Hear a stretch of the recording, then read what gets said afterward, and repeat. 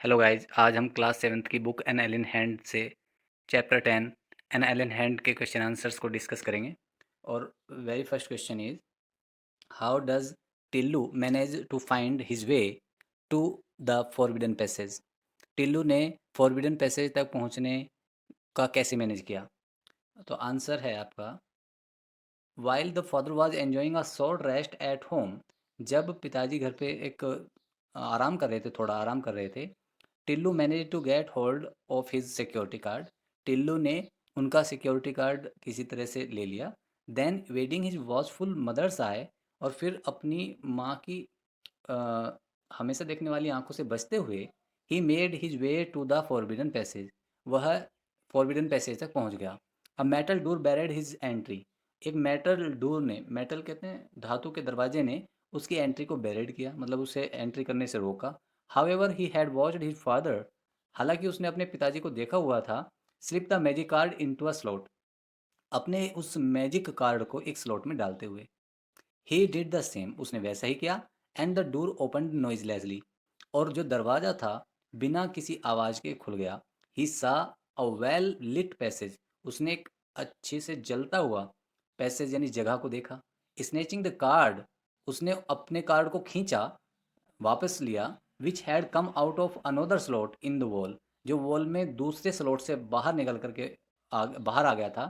Tillu started his March along a gentle upward slope. और एक हल्के से स्लोप पे ऊपर की तरफ टिल्लू ने अपनी जो मार्च थी, जो अपना पैदल यात्रा थी, वो शुरू की। The second question is, what did Tillu hope to see once he emerge from his underground home. मतलब टिल्लू को क्या आशा थी, क्या देखने की उसे उम्मीद थी कि जब वो अपने अंडरग्राउंड घर से बाहर निकलेगा तब। तो आप इसका आंसर देखेंगे, which once he emerge from his house underground home. जब वह एक बार अपने घर से बाहर निकल आएगा, Tillu hoped to see the sun. तो उसे सूरज को देखने की, if it was day time, अगर दिन हुआ तो, और द स्टार्स या तारों को देखने की इच्छा थी, देखने का उसे उम्मीद थी। इफ इट वॉज नाइट, अगर रात हुई तो, अगर दिन हुआ तो सूरज, और रात हुई तो चंद्रमा, सॉरी, तारे। ठीक है, ये देखने की उसकी इच्छा थी। चलिए, क्वेश्चन 3 है आपका, वाई डिड टिल्लूज फादर एडवाइड him not to try to reach the surface of the planet. Tillu के पापा ने, पिताजी ने उसे क्यों यह सलाह दी थी कि वह प्लेनेट के, यानी कि हमारा जो ग्रह है, उसकी सरफेस पे यानी सतह पे न जाए। तो आंसर है आपका, टिल्लूज फादर एडवाइड him not to reach the surface of the planet as an ordinary person could not survive there. Tillu के पिताजी ने उसको सलाह इसलिए दी थी प्लेनेट के सरफेस पे न जाने के लिए, क्योंकि कोई सामान्य व्यक्ति वहाँ जीवित नहीं रह सकता था। द रीजन फॉर दिस, और इसका क्या कारण था, वाज दैट, वो यह था कि the air at the surface was too thin. जो एयर है, हवा थी वहाँ पे सरफेस पे, वो इतनी पतली थी टू ब्रीथ, कि सांस नहीं ले सकते थे। And the temperature was so low, और जो आपका टेम्परेचर था, मतलब वहाँ पे जो तापमान था, वो इतना कम था, that one could freeze to death, कि किसी की मौत हो सकती थी जमने के कारण, कि कोई व्यक्ति वहाँ जम जाएगा और उसकी मौत हो जाएगी। Okay, the next question is question 4, what changes had occurred, क्या बदलाव हुए, which forced people to live in underground homes, जिनके कारण लोगों को भूमिगत मकानों में रहना पड़ा।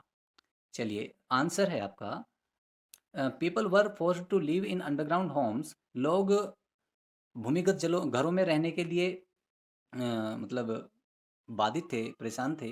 बिकॉज द सन, सूरज के कारण, which had provided them with sustains, जो उन्हें सस्टेंस कर रहा था, जो उन्हें पहले सस्टेंस करता था, उनकी मदद करता था, हैड टर्न हॉस्टाइल, वो अब खूंखार हो चुका था। इट चेंज ओनली स्लाइटली, ये थोड़ा सा बदला था हालांकि, but the changes was sufficient to upset the balance of nature.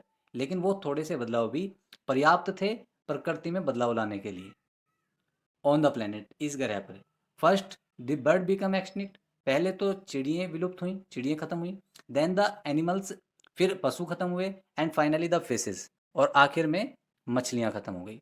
The superior technology of human being, और जो लोगों की जो सुपीरियर टेक्नोलॉजी थी, enable them to survive underground, उसकी वजह से वो अंडरग्राउंड सर्वाइव कर पा रहे थे। क्वेश्चन 5 है आपका, Why was anyone in the control room greatly excited? Control room में कोई बहुत ज़्यादा एक्साइटेड क्यों था? तो चलिए आंसर देख लेते हैं। एवरीवन मतलब प्रत्येक, सॉरी, प्रत्येक in the control room was greatly excited, हर एक व्यक्ति कंट्रोल रूम में बहुत एक्साइटेड था। As they had spotted a dot, जैसे ही उन्होंने एक डॉट को देखा, एक बिंदु देखा, इन ए अदरवाइज क्लियर बैकग्राउंड, एक किसी क्लियर बैकग्राउंड में, on the big TV screen, एक बड़ी टीवी की स्क्रीन पर। दे थॉट, उन्होंने सोचा, it was a space craft, यह एक स्पेस क्राफ्ट है। बट डिसाइडेड दैट, लेकिन उन्होंने डिसाइड किया, इट रिक्वायर्स वॉचिंग, कि इसे देखते रहेंगे, है ना, इसको देखते रहना चाहिए। Was the space craft manned और unmanned? How do you know it? आपको क्या स्पेस क्राफ्ट में आदमी थे या नहीं थे, आपको ये मतलब कैसे आप इस बात का अंदाजा लगा सकते हैं? चलिए, the space craft was unmanned, spacecraft में कोई व्यक्ति नहीं था। Number one told the president, number जो वन था उसने प्रेजिडेंट को बताया, that according to their reports, कि उनकी रिपोर्ट के हिसाब से the space craft did not contain living beings, जो स्पेस क्राफ्ट है उसमें कोई भी लिविंग बींग्स नहीं है, जीवित चीज़ें नहीं है। दे ओनली हैड इंस्ट्रूमेंट्स, उसमें केवल इंस्ट्रूमेंट्स हैं, है ना, उपकरण है केवल उसमें। ठीक है। Question number 7, what did number one and number two suggest should be done about the alien aircraft, spacecraft, sorry. Number एक और नंबर दो ने क्या सजेस्ट किया कि एलियन के स्पेसक्राफ्ट के साथ क्या होना चाहिए? Answer, the number one suggested that they could totally destroy the spacecraft with their missiles.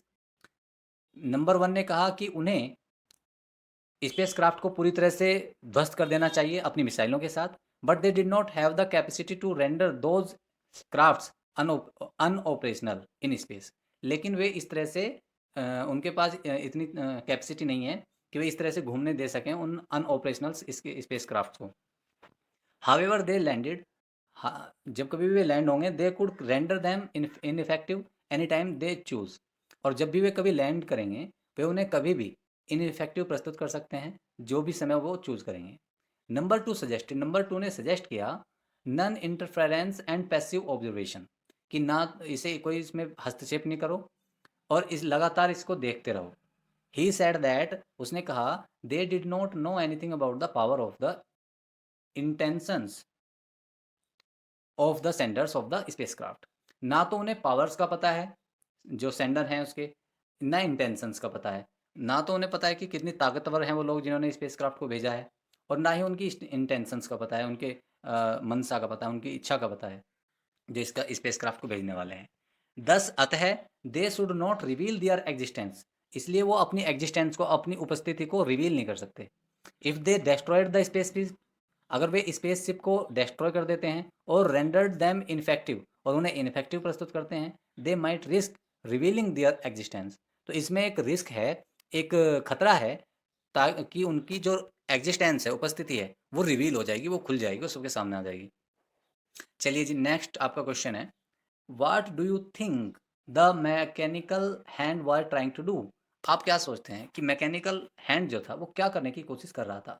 चलिए जी, क्वेश्चन देखिए, आंसर देखिए, the mechanical hand was trying to dig out the soil, जो मैकेनिकल हैंड था वो कोशिश कर रहा था मिट्टी को खोदने की, from the surface of the planet, planet के सरफेस से, फॉर एग्जामिनेशन, है ना, उसका परीक्षण करने के लिए। चलिए जी, question number 9, Tillu pressed the red button, Tillu ने रेड बटन को प्रेस किया, द डैमेज वाज डन, और जो डैमेज था वो हो गया। व्हाट वाज द डैमेज, वो डैमेज क्या था, नुकसान क्या था? चलिए, by pressing the red button, Tillu made the mechanical hand from the spacecraft ceases to work, तो जैसे ही टीलू ने रेड बटन को प्रेस किया, दबाया, तो उसने जो मैकेनिकल हैंड था उसे स्पेसक्राफ्ट में सीज कर दिया, बंद कर दिया, काम करने से उसने काम करना बंद कर दिया। ठीक है। चलिए जी, नेक्स्ट क्वेश्चन का आंसर देखिए, where had the spacecraft come from, spacecraft कहाँ से आया था? आंसर है, the spacecraft had come from earth, spacecraft earth से, पृथ्वी से आया था। चलिए जी, नेक्स्ट क्वेश्चन देखिए, on which planet do Tillu and his parents live? Tillu और उसके पेरेंट्स कौन से प्लेनेट पे रहते थे? तो Tillu and his parents lived on Mars, Tillu और उसके जो माता पिता थे वो कहाँ रहते थे? मार्स पे। चलिए अब ये कुछ क्वेश्चंस हैं जो वैसे तो आपको अपने आप कर देने हैं। इनके हम बारे में आपको थोड़ा सा बता देते हैं कि क्वेश्चंस क्या हैं। If you had to live in a home like Tillu's, अगर आपको टिल्लू के जैसे घर में रहने का मौका मिले, what part of life would you find most difficult, तुम्हें कौन सा हिस्सा जिंदगी का सबसे डिफिकल्ट लगेगा? What compensation might there be, और क्या कंपनसेशन होने चाहिए इसके बदले में? चलिए अगला क्वेश्चन है। इस क्वेश्चन का आंसर में ये है कि this question requires you to use your own perspective as well as your analytical skills. तो इस क्वेश्चन में आपको अपना पर्सपेक्टिव और एनालिटिकल स्किल्स का यूज करना पड़ेगा आंसर देने के लिए। क्वेश्चन मैंने आपको समझा दिया है। चलिए जी, नेक्स्ट क्वेश्चन आपका है, what if anything might drive mankind to make their homes underground. क्या होगा यदि आदमी को कोई चीज़ मतलब फोर्सफुली ज़मीन के अंदर रहने पे मजबूर कर दे, तो क्या होगा? नेक्स्ट क्वेश्चन आपका है जी, थर्ड क्वेश्चन है, ये लास्ट क्वेश्चन है इसका। इसमें भी आपको आंसर अपने आप से करना है। जिसका आंसर क्वेश्चन है, do you think there is life on other planets? आपको क्या लगता है कि दूसरे प्लैनेट्स पे लाइफ है या नहीं है, जीवन है या नहीं है? Can you suggest what kind of people there may be on them? वहाँ पे किस तरह के लोग होंगे? क्या आप ऐसा कुछ सजेस्ट कर सकते हैं, ऐसा कुछ बता सकते हैं? सॉरी, यहाँ पे सजेस्ट था, guess, sorry. Can you guess, क्या आप अनुमान लगा सकते हैं? In what ways there are likely to be different from us, और वो किस तरह से हमसे अलग हो सकते हैं? ये सारी चीज़ें आप बता सकते हैं इसमें, अपना उसमें। आपको अगर हेल्प की ज़रूरत होगी तो आप मैसेज कर सकते हैं, कमेंट कर सकते हैं। Thank you for watching and please subscribe